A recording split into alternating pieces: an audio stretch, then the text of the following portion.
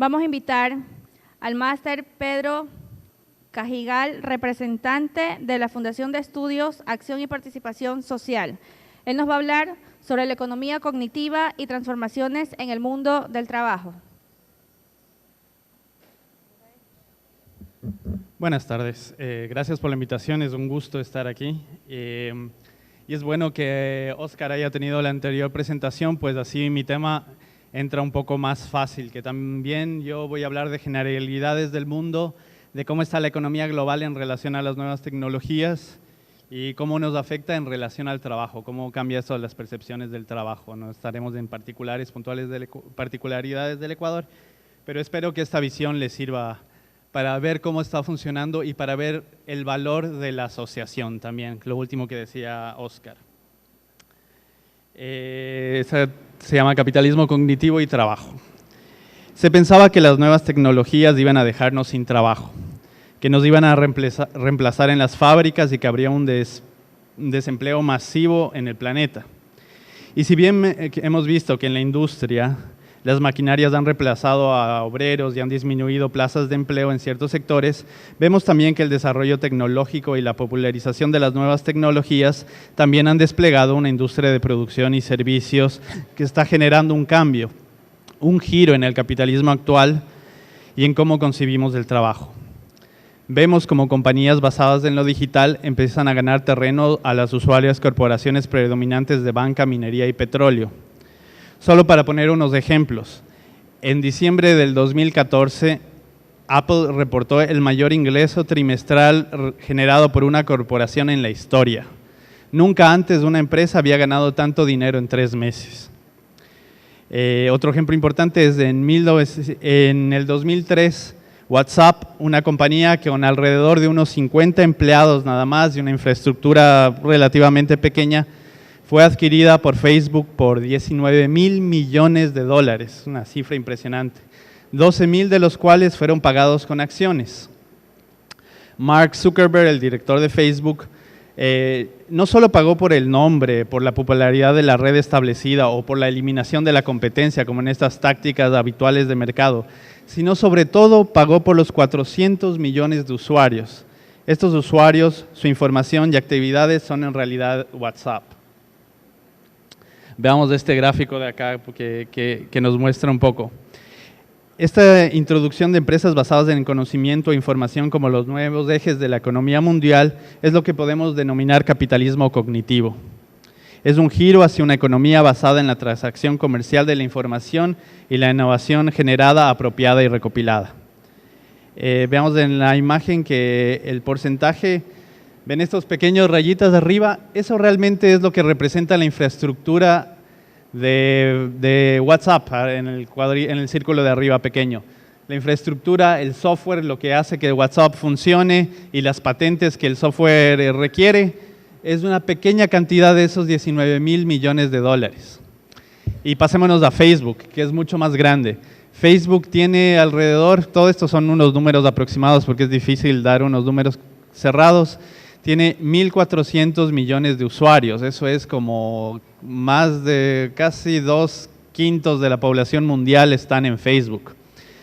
Eso a Facebook, que más o menos esta es una cotización del 2014 en la bolsa, Facebook es $200.000 millones, es lo que vale, pero igual pasa lo mismo, su infraestructura, que sí tiene una infraestructura, tiene unos grandes servidores, tiene muchas computadoras, tiene una materialidad, Facebook no vale casi nada en relación al verdadero precio que somos nosotros somos de ese precio, nosotros valemos de esos $200.000 millones, que si le hacemos el cálculo, cada uno de nosotros por estar en Facebook le hace más o menos unos $140. Entonces, ¿qué es Facebook exactamente? Son estas 400 millones de likes al día, 300 millones de fotos subidas al día, que no es que son de Facebook, nosotros seguimos teniendo el derecho de autores de esas fotos, pero lo que Facebook tiene es un catálogo enorme, infinito de fotografías para que consumamos, y eso es el peso, ¿no? Los 50 comentarios. Facebook tiene la quinta parte del flujo de la red en Estados Unidos. Y en Europa, a través de una encuesta reciente, se vio que en Europa, directa e indirectamente, Facebook genera 230,000 puestos de empleo, que se basan en la creación de startups, de aplicaciones alojadas, en la página de fans, incluso mucho del consumo de internautas. Y 42% de las empresas europeas dicen que Facebook es importante o crucial para sus negocios. Y bueno, como les dije, Facebook compra WhatsApp y de esos 19,000 paga 12,000 en acciones. O sea, en un valor abstracto que Facebook supuestamente tiene. Entonces hay muchos tipos de ejemplos de este tipo de adquisiciones y fusiones. Muchas de startups, estos emprendimientos de software están diseñados para ser comprados por las grandes corporaciones desde su inicio. Se los diseña para ser adquiridos. Esta es una nueva cara del capitalismo que sigue basándose en la acumulación. Hay una tendencia en la estructuración de monopolios y en la economía digital y cognitiva.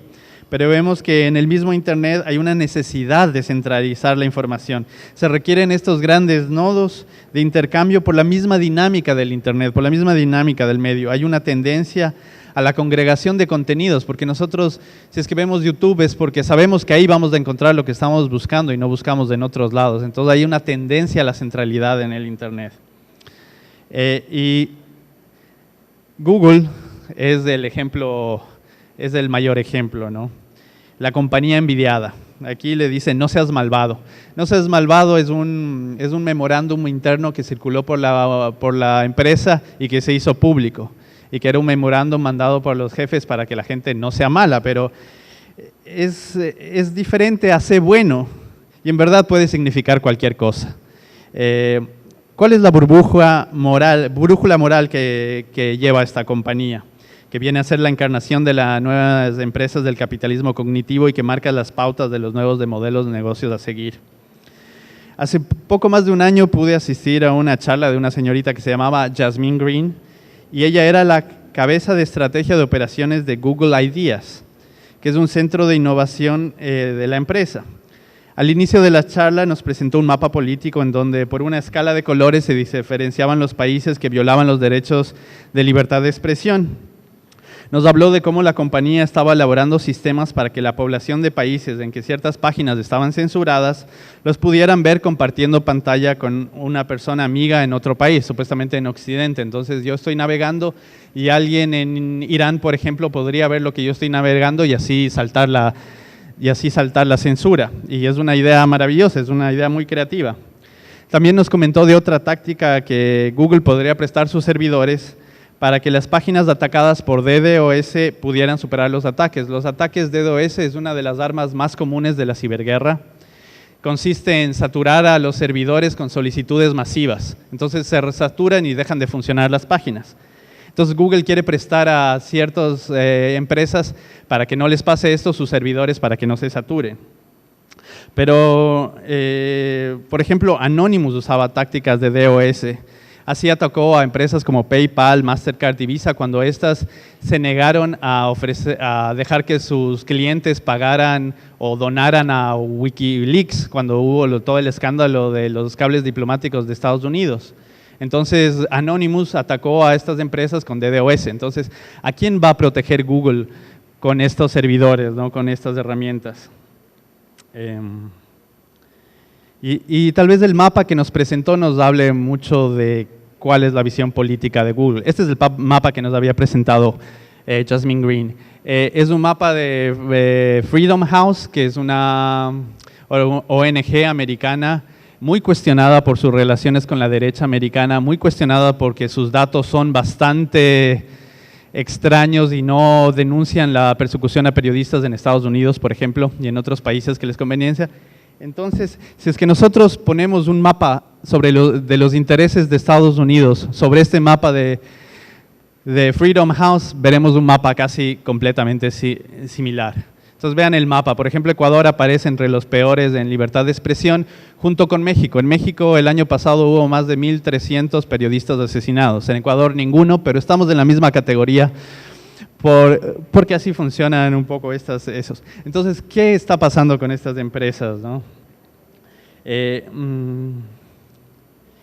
Las conexiones de Google con el gobierno de Estados Unidos son muchas y van más allá de ceder o intercambiar información. Comparten personal especializado que pasen de las empresas a ser asesores en temas de Internet, tecnología del gobierno. Pero más allá de esto, establecen objetivos comunes.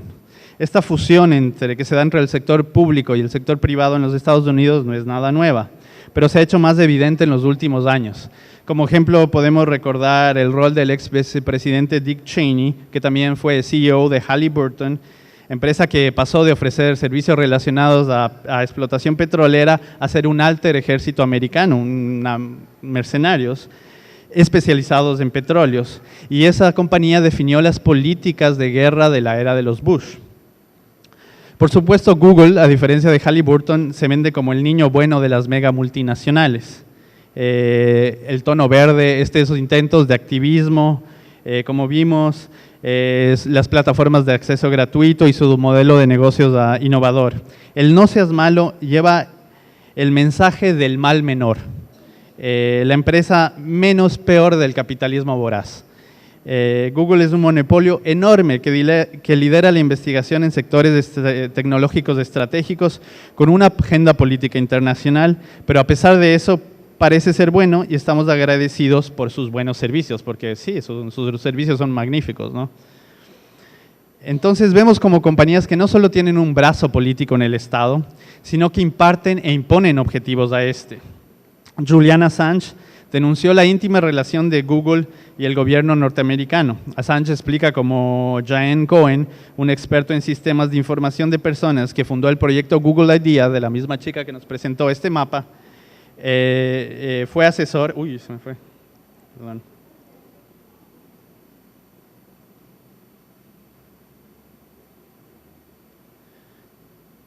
Fue asesor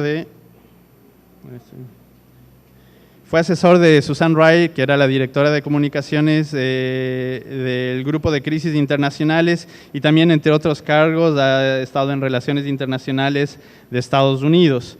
Diane Cohen, junto a Eric Schmidt, que es la cabeza de Google, y una persona que, según la investigación de Assange, es muy cercana a los grupos de poder de Estados Unidos, llevaron una especie de diplomacia encubierta cuando Google empezó a relacionarse con China y con Corea del Norte. O sea, Google hacía ese acercamiento entre el gobierno de Estados Unidos y el gobierno chino, el gobierno de Corea del Norte.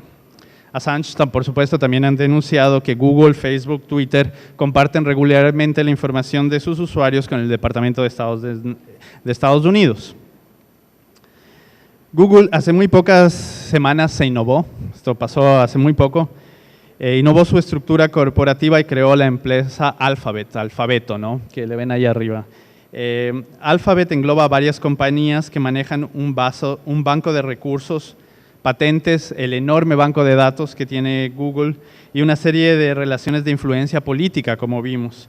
Pero esta empresa como tal no ofrece ningún servicio al público, solo sirve como una empresa paraguas, que cobija bajo un guión común, pero con diferentes especialidades, a 7 distintas empresas que han sido adquiridas o creadas por Google, porque algunas de estas son empresas que fueron compradas y que ahorita tienen su propia personalidad. Y ahora están separadas legalmente, o sea, lo que una haga no le afecta a la otra, y es un poco el paraguas que se quiere buscar. En Google ahora solo se mantienen los servicios relacionados al Internet, como ven, Android, el YouTube, los apps, y mientras las otras empresas van desde la investigación en longevidad y la extensión de la vida humana, como Calcio, pasando por drones, automóviles, casas inteligentes, robótica, compañías de inversión de capital, o Google X, que es una dirección de tecnología militar. Algunas sospechan de que en Alphabet también se investigarán con fines militares. Recordemos que Google vendió una versión empresarial de Google Maps al Pentágono y a otras agencias federales. También ha colaborado con agencias gubernamentales lanzando el satélite de la Agencia Nacional de Inteligencia Geoespacial, el GeoEye-1, y comparte las fotografías de ese satélite con el ejército de los Estados Unidos. Esta separación que hace Google de sus competencias es una forma de proteger su valor. Ahora Google puede, por una parte, ser esa compañía que no es mala, y por otra tener avances tecnológicos que perfectamente pueden tener fines militares sin que su nombre y su colorido aspecto infantil e inofensivo se vea manchado. Vean cómo venden Alphabet. Alphabet es el recuadro de arriba con estos cuadraditos de niños, ¿no? Es una empresa, es una visión muy infantil de lo que realmente es, y es como suavizar esta imagen, ¿no? Es una táctica de Google.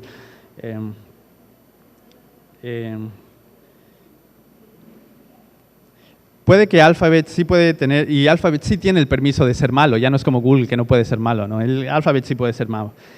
Y lo que pasa es de esto un poco de lo que nos decía. Confiamos en la genialidad humana reflejada en figuras como Steve Jobs, como Mark Zuckerberg, como Bill Gates, que no son programadores excelentes, son visionarios, líderes de sus empresas que mantienen la dirección y el control de estas. Es otra de las características de este tipo de empresas. Hay unos líderes que mantienen la dirección hacia dónde van.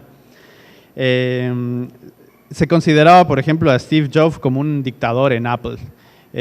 Bajo el discurso de la eficiencia y la productividad aterrorizó a sus colaboradores cercanos hasta sacarles enfermedades nerviosas. En China tuvieron que poner mallas alrededor de los edificios porque la gente se lanzaba a suicidarse.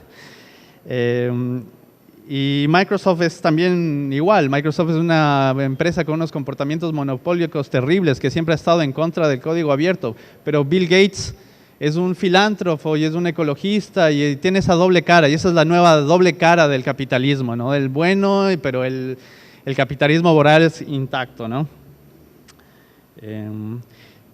Por cierto, solo el último dato de Alphabet, solo con anunciar que se iba a cambiar el modelo estructurativo, el modelo de compañía y poner Alphabet, Google ganó $20.000 millones, solo haciendo el cambio.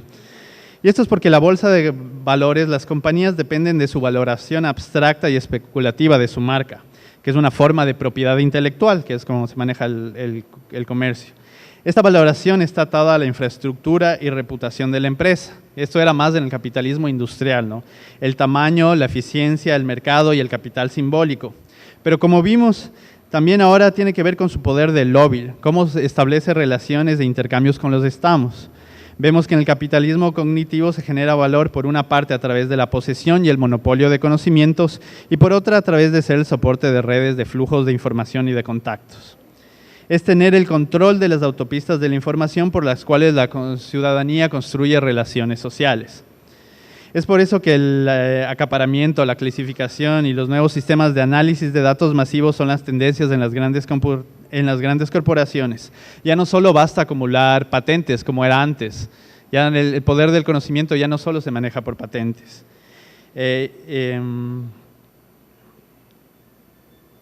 Porque la economía del conocimiento siempre había estado ligada a las normativas internacionales de propiedad intelectual, que son las patentes, marcas y copyright.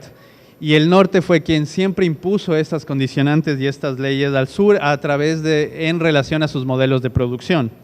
Estas normativas administradas en general desde la OMC, de la Organización Mundial del Comercio, han colaborado a consolidar a muy pocos países como los productores de los grandes avances de ciencia y tecnología, mientras que el resto del mundo se queda en la función de consumidor.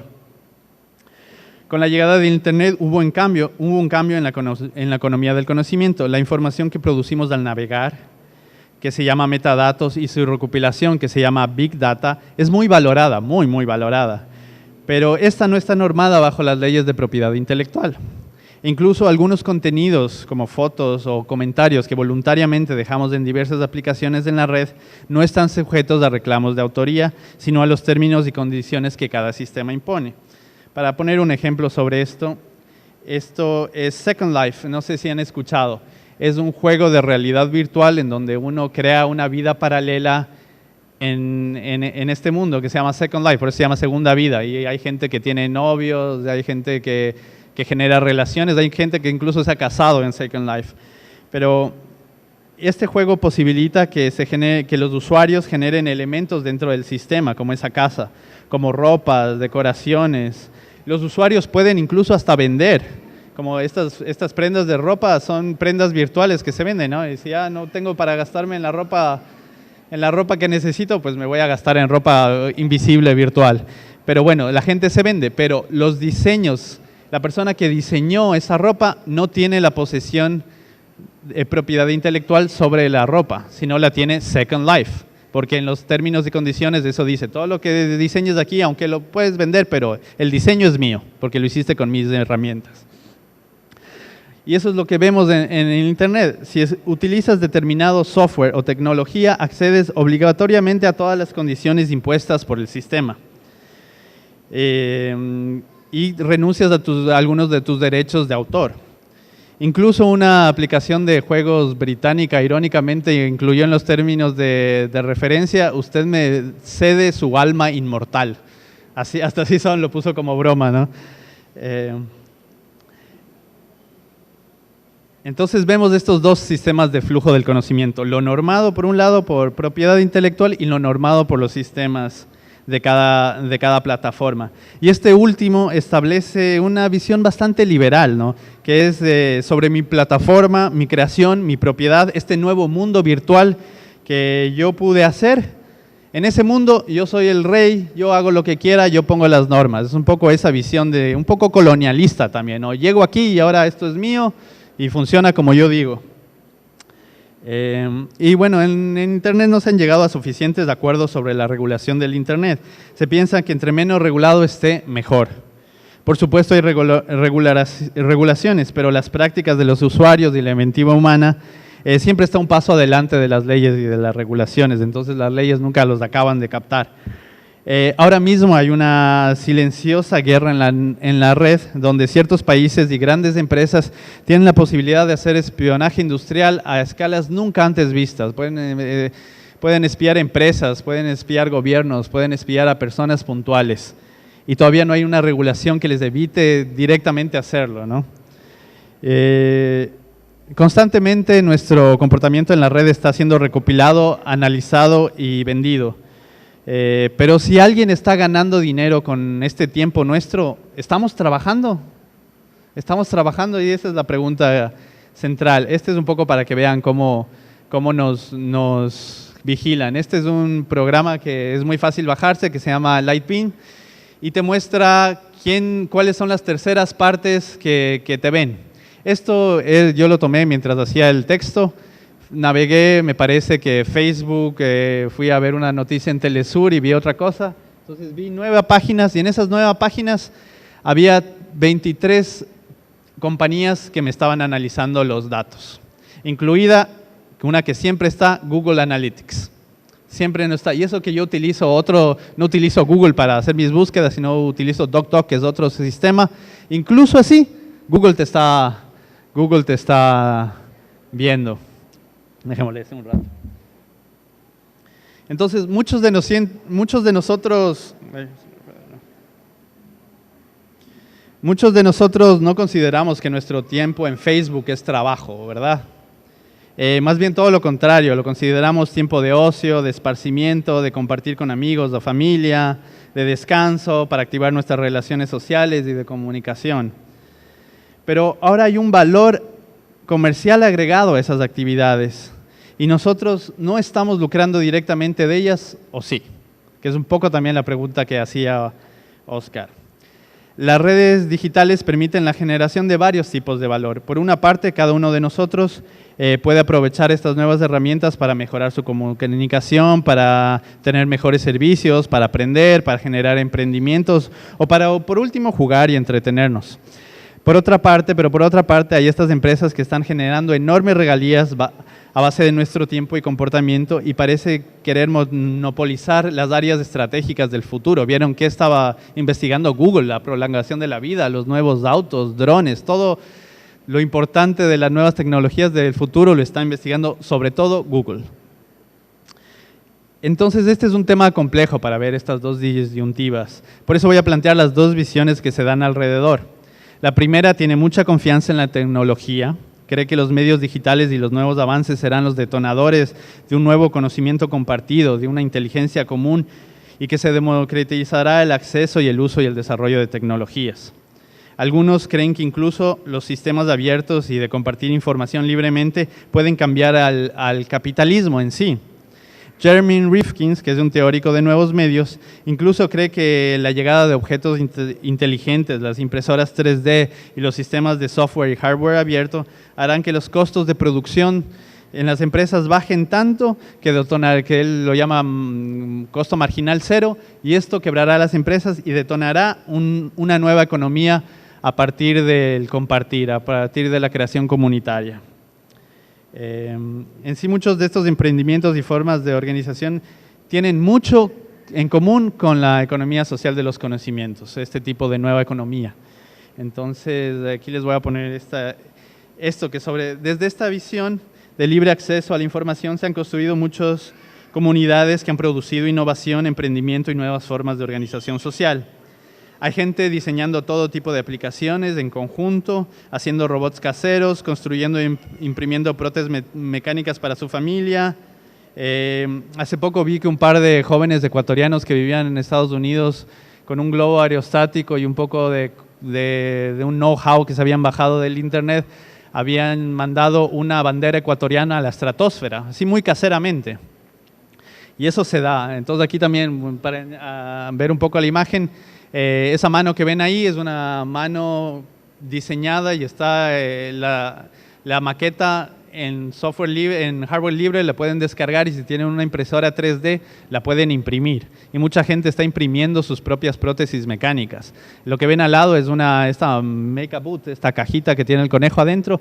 Es la primera impresora 3D que tenía también hardware abierto. Entonces habían impresoras que imprimían impresoras de 3D. Entonces, lo que ven arriba es un Arduino, es un hardware muy fácil de usar para hacer robots, y vemos que niños pueden hacer robots y construyen. Lo que ven por ahí, la pistola, eso es un poco también cuando hablamos de la ideología también que hay detrás de estas cosas. Esta pistola es de hardware, igual que la prótesis, se puede bajar los diseños e imprimir la pistola, que además, como es de plástico, puede pasar por los aeropuertos. Entonces, es un objeto de cuidado, ¿no? Pero aprovechándose de estas nuevas herramientas, hay una avalancha de avances, de comunidades que se conectan, de nuevas formas de relación humana que se dan. Y esto se da en una cultura del hazlo tú mismo que se ha generado y que se combina con una cultura libre, esta cultura del software y el hardware libre. Que, por ejemplo, uno de los grandes aportes que dio el software libre, si no están muy acostumbrados al tema, es la licencia pública GNU, lo que se conoce como el copyleft. Y el copyleft ha sido muy importante porque lo que hace es, por ejemplo, en software, dicen, este software está abierto, puedes ver el código, lo puedes modificar, puedes hacer tu modificación del código, y hasta con esa modificación vos puedes vender esa modificación del código si quieres y patentarla de un nombre, siempre y cuando el código se mantenga abierto para que otra persona pueda hacer lo mismo. Esa es un poco la idea, y lo que hace es un loop en el copyright. Entonces el copyright te dice, no, esto es privativo. Entonces el copyleft lo que hace es mantener las cosas en el dominio público, y eso ha sido un enorme aporte para la invención en estos últimos años. Entonces esta licencia también detonó otro tipo de licencias como las que utilizan en el Open Software, que es un poco distinto, que tiene un poco más de restricciones, o el Creative Commons, que también son varios tipos de licencia, pero ya no para software, sino para productos culturales. Entonces se sale de lo virtual y empieza a tener este tipo de licencias también en la materialidad. Y el Ecuador, por ejemplo, no sé si han escuchado, está apostando por una economía social de los conocimientos que tiene un poco esta línea de tener herramientas libres, de que los fondos públicos generen objetos que sean para el uso de todos y para que todo el mundo pueda aprovechar el conocimiento que se genera.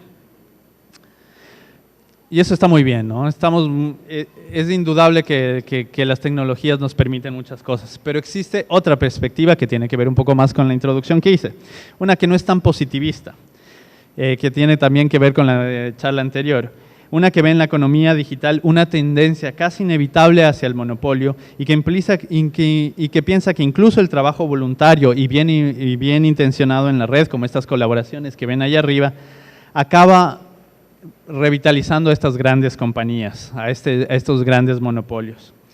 Desde esta visión, los cambios en los ejes productivos de la economía mundial, este giro hacia el capitalismo cognitivo, no anticipan una salida al capitalismo, sino más bien una transformación de este, pues no alteran su lógica de poder. Sería más bien una especie de innovación del capitalismo que parece apuntar aún más a la concentración de recursos y de conocimientos para una economía rentista. O sea, yo tengo los conocimientos, te lo rento, y me das plata por esta cosa que te estoy rentando, pero en sí la economía rentista no genera trabajo, porque solo se basa en la apropiación. Y para entender esta perspectiva nos conviene retroceder un poquito.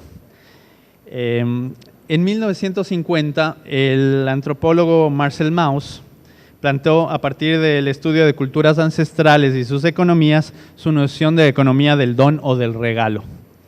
Dar un regalo, más allá de un acto solidario, constituía un ejercicio de poder e interés, que de alguna manera ataba a quien daba y a quien recibía. Aceptar el regalo era un acto de sumisión y rechazarlo un acto de rebeldía. Pensemos en los regalos que se daban a los reyes, o que los reyes daban a sus nobles, o pensemos en el dote que se daba a la familia de la novia. Estos gestos iniciaban una relación, y más bien ataban un tipo de relación. Eso es lo que Mauss un poco plantea. Y es eso lo que podemos ver ahorita con los servicios gratuitos de ciertas aplicaciones, ¿no? Es un regalo para iniciar una relación. El servicio se da a cambio de nuestra información. Este es el acuerdo que uno llega cuando aplasta el yo acepto. Pero examinando el poder y el tamaño que están adquiriendo unas pocas empresas en el Internet y el enorme potencial de esta información, podemos cuestionarnos como sociedad y como estados si este es un intercambio equitativo. Si están vendiendo nuestra información, tenemos un derecho de beneficiarnos económicamente de nuestros recorridos por el mundo virtual, por nuestros comentarios, por nuestras fotos subidas. Facebook, Google nos deberían estar pagando. Recordemos que eso, ¿no? Nosotros para Facebook representamos más o menos $142. Pero más o menos, ¿cómo nos beneficiamos? Así, curiosamente, en el mundo virtual, lo que tenemos que hacer para perseguir las cosas de poder es seguir la materialidad. Seguimos lo material, seguimos quién tiene los servidores, quiénes tienen los cables ópticos, quiénes tienen las torres de conmusión, y ahí van a estar el poder, ahí van a estar los grandes grupos y el gran poder que dirige estas compañías, ¿no? Y además estos grupos están orientando la manera en que vamos a vivir en el futuro, pues como dijo en la anterior conferencia, la tecnología es ideológica, y la ideología detrás de quien desarrolla la tecnología de alguna manera cambia nuestros comportamientos, nos hace comportarnos de una manera y no de otra. Pero esta apropiación de los beneficios no solo tiene que ver con las redes sociales, sino con otras iniciativas de trabajo colaborativo en la red, como el software libre, el hardware, que alimentan los sistemas abiertos, los intercambios P2P, por ejemplo, y toda la cultura de la creación y generación, porque están basados, como dijo, en una lógica capitalista, porque usan la ideología de la tecnología capitalista. Entonces, y las grandes empresas saben muy bien el potencial de estas asociaciones. Google, por ejemplo, promociona mucho a través del software libre y el software abierto, y lo hace a través de sus propios programadores. Les da tiempo libre, les da espacio para que ellos tengan sus propias iniciativas o directa, y cuando ellos tienen sus propias iniciativas y están interesantes, vienen y compran esos productos. Entonces, por ejemplo, Google compró, cuando era una pequeña empresa todavía, el 8.6% de las acciones de Uber, que ahora es un monstruo, que es esta compañía de taxis para llamar taxis, y uno ve que se está metiendo en muchas ciudades, que está generando un monopolio mundial en los taxis y que de alguna manera obliga a los taxistas a que tengan el servicio y que paguen una parte de lo que ganarían al servicio, porque así es como la gente pide el taxi ahora. Aquí en Ecuador Uber no se ha metido, pero sí se ha metido Easy Taxi, que bueno, por lo menos es una compañía brasileña, por lo menos no es la gringa y no es tanto. Y bueno, el 6% de las acciones de Google ahorita, esa pequeña inversión que él hizo, para ahora le representan 3.4 mil millones de dólares. Entonces Google siempre está invirtiendo, y tienen estas empresas que solo son de invertir en estas nuevas iniciativas y en colaborar con pequeños emprendimientos, con emprendimientos que tienen mucho las características de la economía social y popular. Y bueno, pero veamos los de los usuarios. Es muy complejo determinar los beneficios de los usuarios. YouTube es un gran ejemplo. Hay toda una cultura de realizadores audiovisuales independientes que ha podido hacerse un espacio para mostrarse e incluso hacer negocios en YouTube. Aquí en el Ecuador, uy, se me perdió de nuevo. Aquí en el Ecuador tenemos Enchufe TV, se han de haber visto. Enchufe TV tal vez es nuestra producción audiovisual que más se ha visto internacionalmente. Enchufe TV ha llegado a ser de los 50 canales más vistos, de los 50 canales de YouTube más vistos del mundo. Y YouTube, o sea Google, le paga a Enchufe TV, y le paga creo que al año bastante bien. Con ese pago y con otras iniciativas que han tenido, Enchufe TV ha crecido mucho. Ahora van a hacer una película, o sea, es una empresa en crecimiento con una alta tasa de ganancia para una empresa audiovisual independiente en el contexto ecuatoriano, ¿no? Pero Enchufe TV no es la referencia. O sea, si nosotros subimos un video, nadie nos va a pagar nada, no vamos a tener las visitas. Es la excepción. Son un pequeño grupo que puede tener beneficios, mientras el resto solo lo utiliza por hacerse promoción o por tener visibilidad o por trabajar o por tener un nodo. Por ejemplo, esto se puede filmar y se puede ir al YouTube y está hecho para un grupo de personas, pero igual la gente que lo filma y lo sube sabe eso y sabe a qué se mete, ¿no? Y eso es un poco el planteamiento desde la otra visión, que cada quien sabe qué va a ganar cuando usas plataformas y que cada una toma la decisión de usarlas por su conveniencia o no. Pero nuestras participaciones para participar van más allá de egoísmos y van más allá de una lógica de mercado en donde sopesamos los beneficios. Actuamos, compartimos y hacemos cosas por el otro, por el bien común, de una manera de actuar en sociedad, de tener una presencia pública, de generar relaciones no solo comerciales, sino afectivas. Y nosotros usamos estas tecnologías para esto, para relacionarnos como nos relacionamos ahorita. Y de alguna manera no podemos excluirnos. Si nos salimos del Facebook, estamos de alguna manera excluidos de un mundo, ¿no? Entonces, este tipo de pensar que estamos trabajando por el bien público tiene mucho que ver con otros tipos de aproximación al trabajo. Por ejemplo, acá tenemos la visión del summa causae, en donde el trabajo es felicidad, es creativo, es recreacional, es litúrgico, es satisfactorio, está relacionado a la tierra y a la comunidad. Entonces, eso es un poco lo que se tiene que pensar, este trabajo que tiene que ver con la relación y la creación de comunidades, ¿no? Y volvamos a la teoría del dar para otra vez complejizar un poco. Imaginemos que un chico le regala a una chica una flor. El chico tiene sus intenciones, que ojalá sean buenas, y ella al aceptar o rechazar la flor también lo hace bajo sus propios intereses. Si los intereses de ambos son los mismos, bien. Si ambos son claros en sus intenciones y llegan a un acuerdo y lo mantienen, muy bien. Pero es en ser claro en las intenciones y en las consecuencias que tendrá la relación lo que va a demarcar una relación sana. Y si pensamos aquí, está clara todas las intenciones de estas compañías cuando nosotros nos metemos, está clara todo lo que nos ofrece. Si los intereses no están claros o hay intereses disfrazados, si uno manipula al otro, cambia las reglas de los juegos, ahí podemos estar hablando de aprovechamiento o explotación en el caso de las empresas. Y es por eso que comencé explicando cómo funcionan las empresas y me he acercado un poco a sus ideologías, para que ustedes puedan tener en cuenta con quién mismos se están relacionando.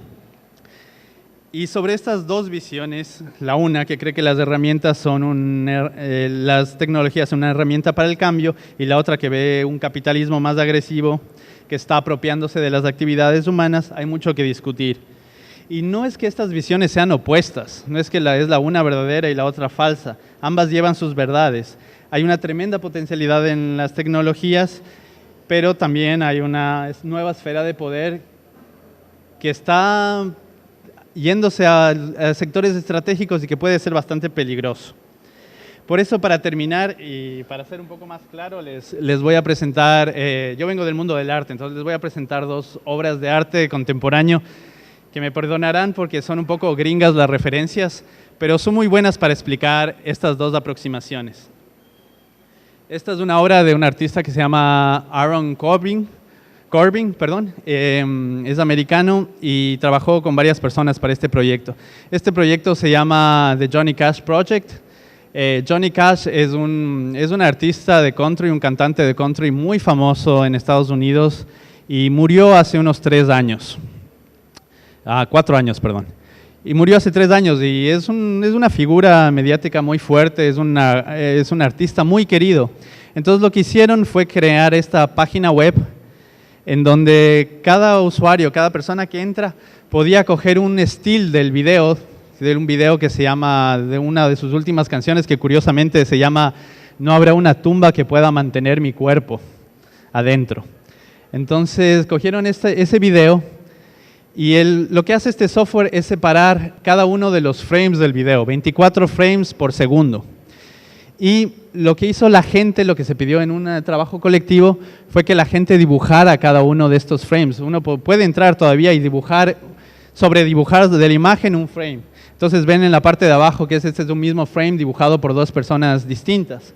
En la imagen de arriba ven esta parte de abajo, esos cuadraditos chiquitos, son cada persona que ha dibujado sobre un frame.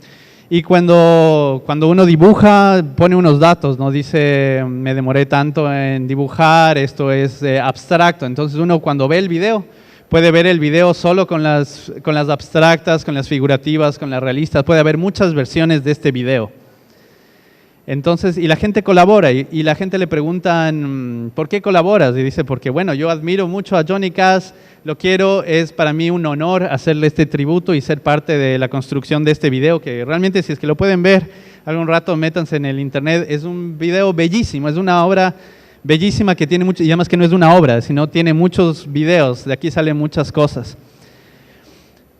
Y claro, esto nos habla de esta primera posición, de que yo doy porque quiero aportar, porque es mi manera de estar en el mundo, es mi manera de estar, en este caso es mi manera de darle homenaje a esta persona que admiro mucho. Y está bien, y se construye algo bellísimo y muy chévere, ¿no? Es un chévere proyecto. Pero vamos a ver una obra anterior de este mismo artista, que se llama Aaron Corbin. Este se llama El mercado de ovejas.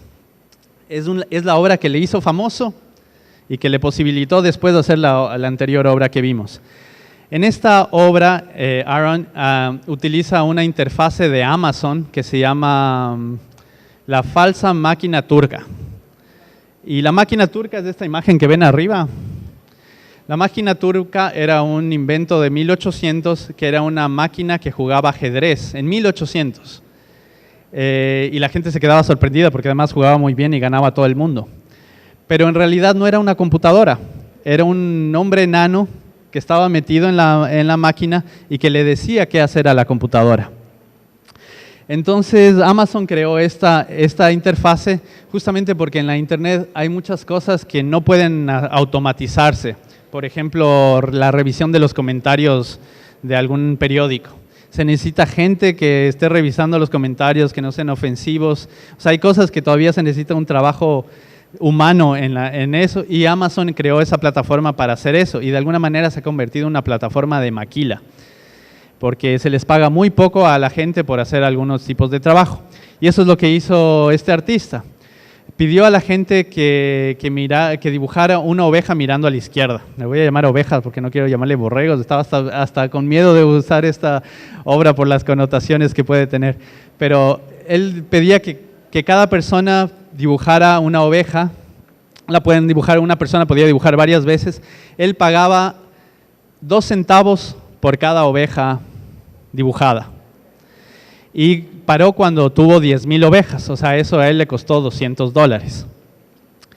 Y esta obra, pues lo hizo famoso. Esta obra, como habla tanto de cómo funciona el trabajo en el internet, de la explotación que se da, lo hizo muy famoso. Esta obra se exhibió en el MoMA, se exhibió en el Reina Sofía, se exhibió en los museos más importantes. La obra como tal, la impresión como tal, vale millones de dólares, de lo que él hizo una inversión de $200 y de que está usando el trabajo de otras personas.